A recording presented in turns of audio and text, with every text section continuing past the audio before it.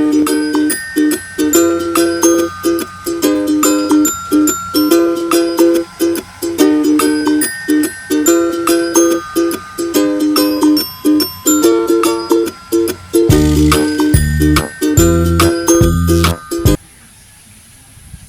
nandiyan na pala kayo. Hello po, magandang hapon sa inyo mga ka-farmer. Let's go farming na po ulit. Halos 2 weeks ko pong pinuubos yung mga manok na hinarvest na karaan.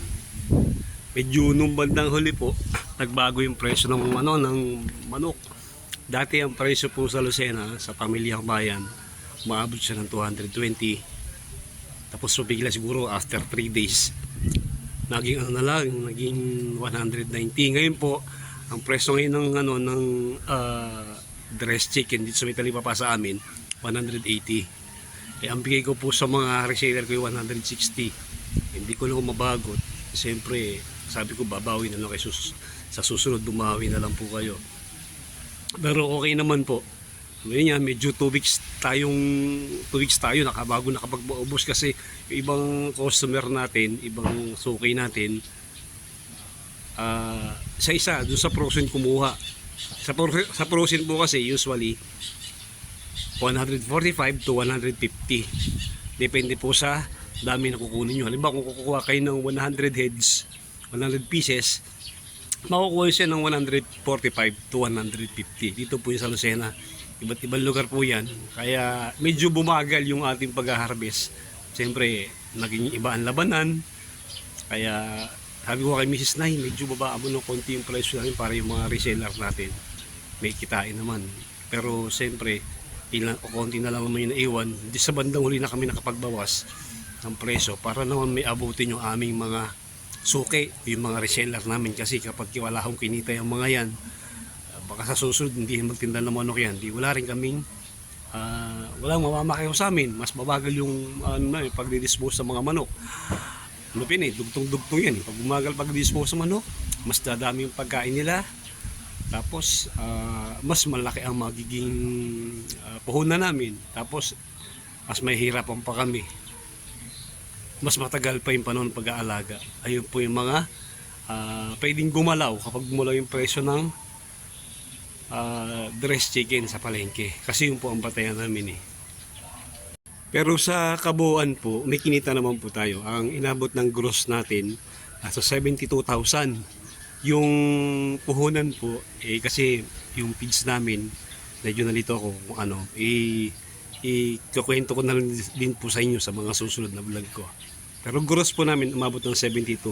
At hindi ko pa rin alam kung ilan yung aming, ilan yung naging mortality nung hinarvest natin nakaraan para ma-share ko sa inyo kung magkano yung kinita namin, yung kabuuan, pinakaneto na po niya.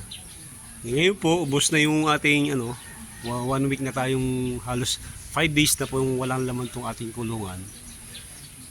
Pinapahinga ko na po talaga yan kasi magkakarga na tayo ulit ng sisiw. Pero hindi ko po gagamitin to, ito po. Hindi ko po gagamitin itong, ayan, hindi ko po gagamitin muna yan kasi ipapahinga ko po yan at least mga 3 weeks to 4 weeks. Kung saka maaari sana mas mahaba pa. Doon ko po ilalagay doon sa cage type ko na kulungan yung susunod na ikakarga ko. Nakapag-order na po ako sa akin supplier, baka siguro mga ilang araw mula ngayon darating na po, kaya nagdi-disinfect na po ako. Naglilinis. Ito po yung trapal na ginamit ko doon, sinabon ko siya, sinondox ko siya, tapos po susunod po na alisin ko yung mga sako na yon. Kasi maaring doon manggaling o doon dumikit yung bakterya na pwedeng makakuha ng mga sisiw na papalit. Baka magkaroon tayo ng problema. Nito mo nitong huli, wala po akong napansin na sakit naman nila. Sipol lang po talaga. Usually po sipol lang talaga sila habang tumatagal. Pero kasi po nung mga nakarga ko siguro mga 4 na karga nung nakalipas, may nakikita ko yung para bubagasang nalulumpo. Yung paa po bagay lumiliit tapos nahihirapan sa lumakad. Kaya pag ganun po, matik po yun. Magbibigay ako ng vaccine na yung B1 Lasota tapos B1 magbibigay po ako para wag silang yung susunod ay wag tatamaan. Yung kasunod pala, yung hindi tatamaan ng mga ng sakit na ibinigay ng mga nakaraan. Tapos i-disinfect ko pa siya. para panigurado. Doon po sa cage type, madali namang i-prepare yon. Madali ko siyang may ihanda para pag dumating yung mga bagong sisiw, dito ko muna siya ilalagay. Tama-tama po kasi malamig na yung panahon at panay na po ang ulan dito sa atin, sa amin sa Lucena.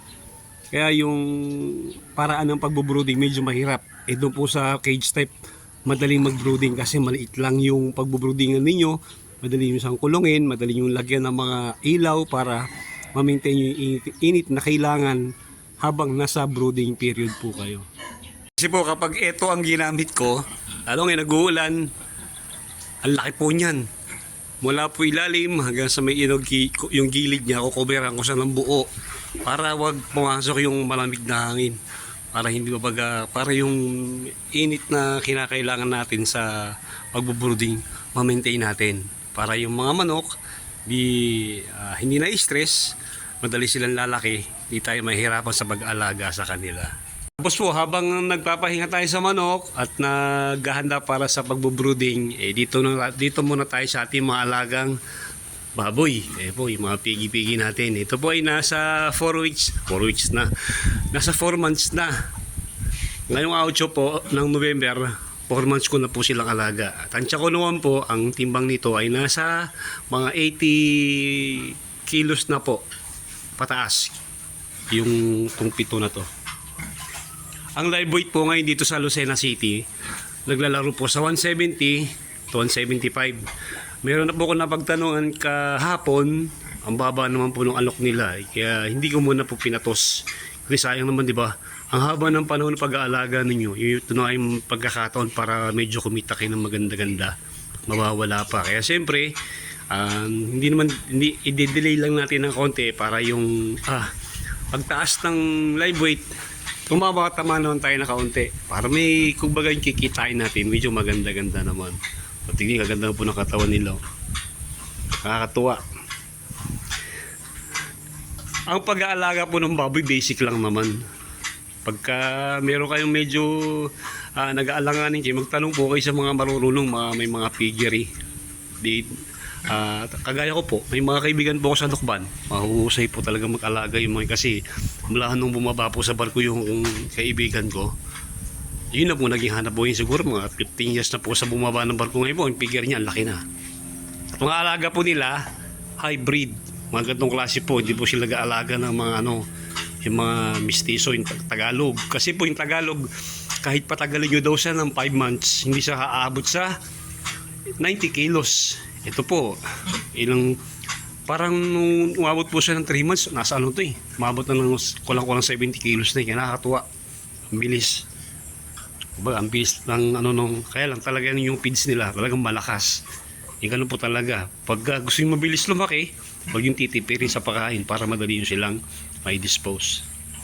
Shout out po sa ating mga viewers na nasa Saudi Arabia, yung mga kababayan po natin dyan. Maraming salamat po sa inyong panonood at nabuhay po kayo, mag-iingat po kayo palagi. Pag gusto yung mag-aalaga ng baboy, mag-aalaga ng manok, pag uwi nyo, pag nag-for good na kayo, pwede kayong mag-message po sa akin, pwede kong ibahagi sa inyo yung mga experience ko sa pag-aalaga ng mga hayop. Sa baboy po medyo medyo iniipon ko pa. Pag kayo mag-alala, pag from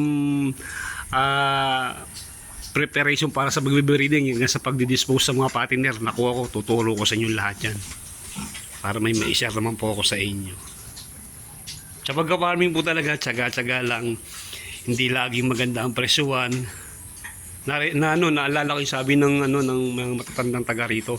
Kapag sinabing tumama, maganda yung pa-harvest ng tumama. Pag sabi pa ng tumama, maganda ang presyo ng kalakal, marami kang ma-harvest, tapos yun po, yung dalawa ni mataas ang demand, tapos marami kayong na-harvest, tapos maganda yung klase ng inyong produkto. Yan sinasabi nilang tumama. Talagang pagka presyo ay talaga namang masisiyahan ka sa iyong kikitain. Kaya tsaga-tsaga lang po. Maraming salamat po sa inyo mga ka-farmer. Paki-like naman po yung ating video, at sa mga bago nating subscriber, maraming salamat po sa inyo at mabuhay po kayong lahat. Happy farming po!